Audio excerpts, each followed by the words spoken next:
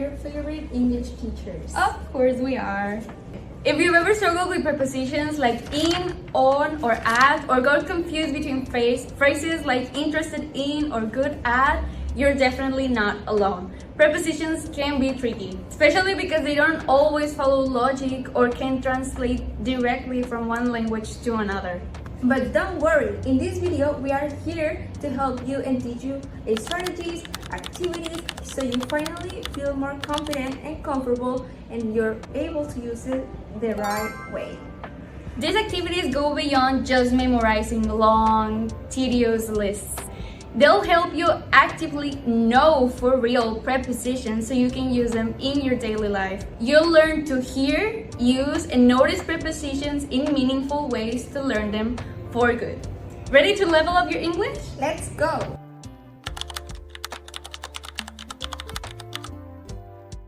Let's begin by stating the concept or definition of this grammar skill, which is the correct use of prepositions. This involves accurately placing and selecting prepositions to convey clear and precise relationships between words and the elements of sentences. Prepositions, in case you don't remember, are words that link nouns, pronouns, and phrases to other words, indicating the relationships in them. For example, the direction, location, time, cause, manner, or position. This is why having this particular skill is really useful for you to improve your proficiency in the language, and also it helps you communicate in an effective way.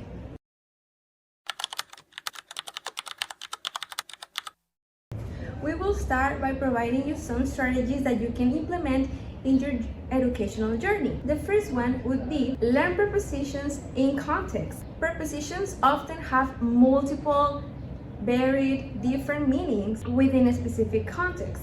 Instead of memorizing isolated lists, study them through full sentences and real-life examples. This approach helps you understand and perhaps memorize the fixed expressions. For instance, understanding the difference between good in and good at, and it becomes clearer seen in context. The second strategy we have for you is avoid direct translation. Prepositions often don't have equivalents in other language. It will not be the same in Spanish and in English. Relying on literal translations can lead to mistakes. For example, in English, we might say being married to someone, while in Spanish we would say being married with someone.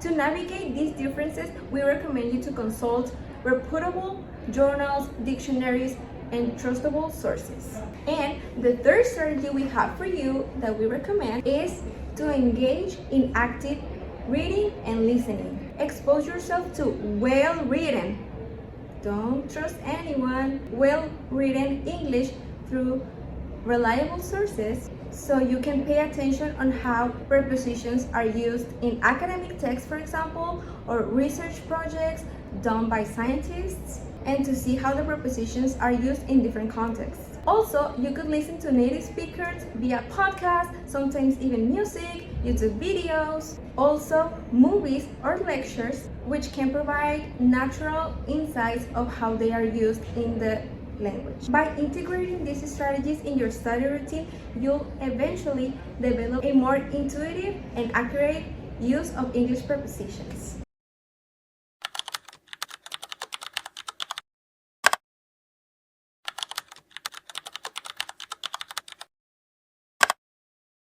Are you turning off your phone?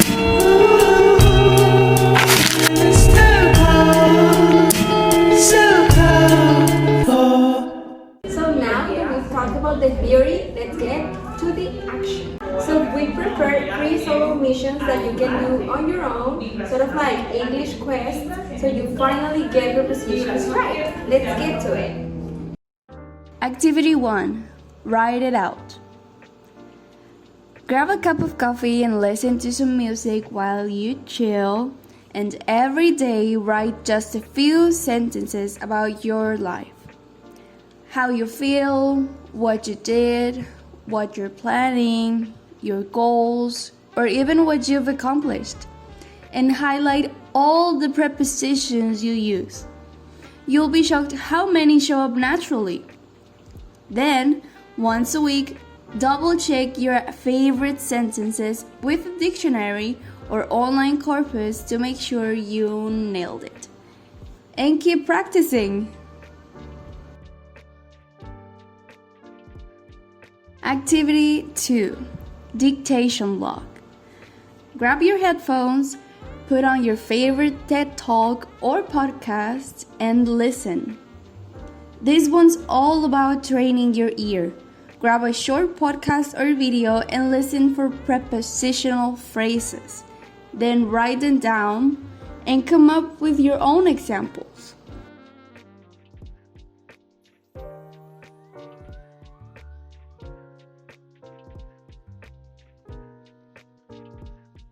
Activity 3.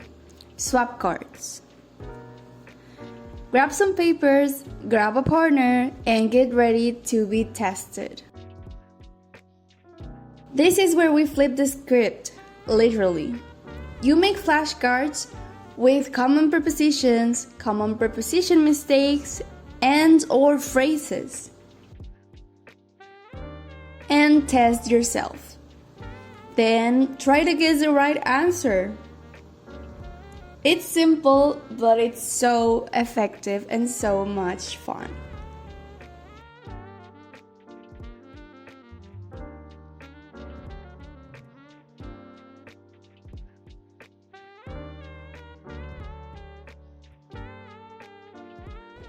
So which mission are you going to start with?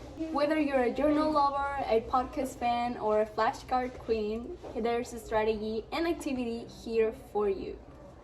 Before we wrap up, let me just say this. Learning to use prepositions correctly might seem like a small detail, but it actually makes a huge difference. As language users, prepositions can help us express our ideas clearly, connect thoughts smoothly, and avoid misunderstandings. One word can completely change the meaning.